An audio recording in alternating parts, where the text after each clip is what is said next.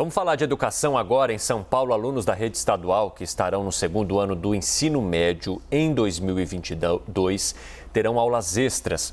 O objetivo é evitar prejuízos de aprendizagem durante a pandemia ou aqueles que já são carregados com a pandemia.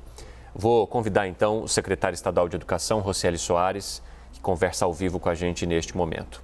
Secretário, seja muito bem-vindo. Gostaria de saber qual é a estratégia de vocês com essa decisão de aulas extras, então, em 2022, para alunos do segundo ano do ensino médio. Bom, Evandro, bom dia a todos que nos assistem aqui na CNN, é um prazer estar com vocês. Bom, esse tema é muito importante, né? A reforma do ensino médio, ela já vem sendo trabalhada há muitos anos antes da pandemia e, obviamente, com a pandemia, se tornaram exponenciais os problemas que nós tínhamos anteriores à pandemia. Por exemplo, a possibilidade de abandono, de evasão do aluno, do desinteresse pela escola, por conta da necessidade de ajudar em casa, de ter o que comer em casa, de ter que trabalhar, ajudar a família, o pai, a mãe, tem aumentado. A gente nitidamente vai ter um problema nesses próximos, pelo menos 2, 3 anos, muito forte com isso. Segundo ponto, acho que é importante destacar é a própria aprendizagem, né? No lado cognitivo, aprender mais as disciplinas, os componentes curriculares, vai ser um desafio que já era também anterior, vai ser um desafio ainda maior, porque a gente está vindo de um momento de pandemia muito difícil, né? As pessoas estão aprendendo muito menos nesse período. Então, como estratégia, inclusive, combinando a necessidade de termos os itinerários formativos, de ter uma escola que faça mais sentido, que seja mais bacana para o estudante, nós estamos fazendo uma série de alterações. E, dentre elas, uma delas é justamente o aumento da disciplina, de um tempo de aula para os alunos que estão no segundo ano do ensino médio do diurno e também para os do noturno, que a gente já aprendeu bastante formas. Hoje a gente consegue pensar em uso de tecnologia e outros formatos que poderão estar ajudando os nossos alunos. Secretário, isso acaba sendo de um desafio tremendo, porque todos nós, por exemplo, já fomos adolescentes e já sabemos o quão inquietos nós somos nessa fase da vida, né, no ensino médio. Então, é um desafio para o professor e para a própria estrutura escolar fazer com que aquele ambiente seja atrativo, com que o aluno goste de ficar lá dentro. Na prática, como seria esse ensino extra? O aluno vai simplesmente permanecer mais tempo dentro da sala de aula e em quanto tempo poderia ser reposto, se é que é possível repor, não é, secretário, esse tempo tão ruim perdido pelos alunos longe da escola? Elisa, você tem plena razão. Hoje, quando a gente fala do novo ensino médio, a gente está falando da atratividade, né? É uma mudança de toda a estrutura da educação no ensino médio, porque a gente precisa manter esse jovem dentro da escola, aprendendo e mais interessado. Este é o grande desafio que nós temos nesse século e, obviamente, conectar com as aprendizagens para o século XXI. Então, nós estamos falando de ter, primeiro, a educação ligada a uma espinha dorsal, que é o projeto de vida do aluno, Elisa. Se a gente não olhar para quais são os sonhos, quais são os desejos, quais são as necessidades daquele estudante, e a escola ser uma ponte para esse caminho que ela deseja, que a criança deseja, né, que o jovem deseja, nós vamos continuar tendo dificuldade. Por isso que quando a gente fala dessa reforma, a primeira etapa foi ter as disciplinas de projeto de vida, as disciplinas eletivas, tecnologia e inovação, não é vir com mais do mesmo necessariamente, né? Obviamente que matemática, história, geografia, filosofia, tudo isso é essencial, estará lá, obviamente, para todos os jovens. Mas você precisa ter, por exemplo, uma coisa que nós não temos aqui de forma geral no Brasil, orientações de estudo. Vai ser um dos tempos de aula que vai estar aumentando. Por quê? Porque o aluno precisa tanto ter reforço dentro desse período, mas também tem que ter formas de aprendizado de qual é o comportamento, de como estudar. A gente não aprende isso como metodologia na educação básica. Então, é ser atrativo, sim, de uma forma diferente. E o tempo, Elisa, vai passar uns 2, 3 anos aí para a gente conseguir recuperar tudo que a gente está perdendo nessa pandemia, sem a presencialidade. Secretário, a gente tem várias perguntas aqui, né? Mas eu vou já passar umas no geral. Vocês pretendem, em agosto, retomar aulas presenciais diariamente? Qual é o plano de vocês? São Paulo voltam às aulas no dia 2 de agosto. Nós mudamos o nosso protocolo aqui, nós não temos mais um limitador percentual pela matrícula o limitador agora passa a ser o distanciamento. A gente pega os metros quadrados daquela sala de aula e calcula quantos alunos com 1 metro de distância, entre outros, podem estar dentro daquela sala de aula. Então, este passa a ser o limite aí, portanto, é de dentro de cada uma das escolas. Não dá mais para a gente não aumentar o percentual.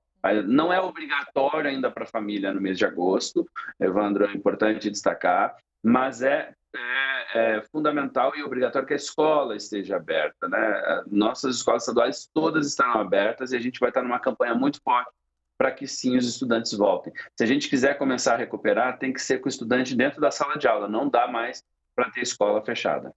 Secretário, uma dúvida, até se o senhor já tiver respondido isso antes na primeira pergunta e porventura não tenha ouvido, só pedir para o senhor repetir, os profissionais de saúde, os profissionais da educação, estão todos imunizados aqui no estado de São Paulo? Como é que funcionou essa campanha? De fato, já chegamos ao fim desse processo? Teremos imunizados voltando para o ambiente de trabalho? Nós temos hoje a absoluta maioria mesmo, né? Nós temos 98%, 99% das pessoas aí vacinadas na educação no estado de São Paulo. Lembrando que o estado de São Paulo, o governador João Dória autorizou ser o primeiro estado do país a começar a vacinar. Então, lá em 10 de abril, a gente começou vacinando os profissionais com mais de 47 anos, que é onde tem a maioria das pessoas com comorbidades e já tomaram as 2 vacinas. Então, nós temos a absoluta maioria. E lembrando que nós já voltamos às atividades presenciais aqui em São Paulo, mesmo sem a vacinação. E, obviamente, que a primeira vacina já traz uma alta cobertura. A única exceção que não será obrigatória a volta ainda neste momento dos profissionais da educação são aqueles profissionais que têm alguma comorbidade e que, porventura, ainda não tenham tomado a segunda dose, tenham tomado agora nesse último lote. Esses são os últimos que vão voltar aí após a segunda dose, são aqueles de comorbidades. Secretário, o senhor falou aí, né, em ampliar as atividades escolares, em oferecer mais função para os alunos, para que eles tenham, além das disciplinas comuns, outras questões que em que podem avançar.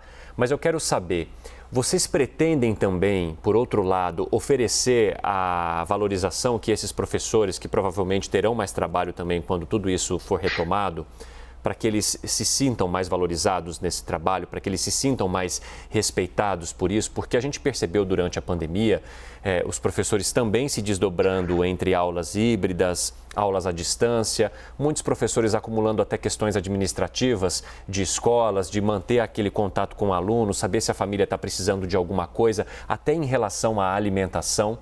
E eu sei disso porque eu sou de uma família que vem de muitos professores e eu quero saber se vocês pretendem também oferecer a valorização e dar esse respeito que os professores merecem nesse momento de retomada para todos. Ou o que vocês pretendem fazer para isso?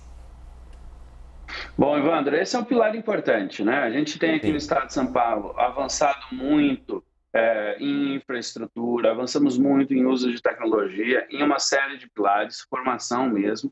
E aí vem, dentro do pilar de valorização, eu acho que tem alguns itens que são importantes. Um deles é formação contínua para que o profissional esteja preparado. Um segundo pilar importante que a gente precisa cultivar, né? E acho que avançou durante a pandemia, mas que a gente precisa cultivar é a sociedade valorizar os nossos professores de forma geral. Isso é muito importante, né? A pandemia trouxe um pouco desse olhar, Evandro, né, para os pais, dizendo, nossa, os professores são realmente fundamentais, a gente precisa cultivar isso para que a gente tenha um processo contínuo de valorização também perante a sociedade. E, obviamente, também temos o pilar da valorização financeira.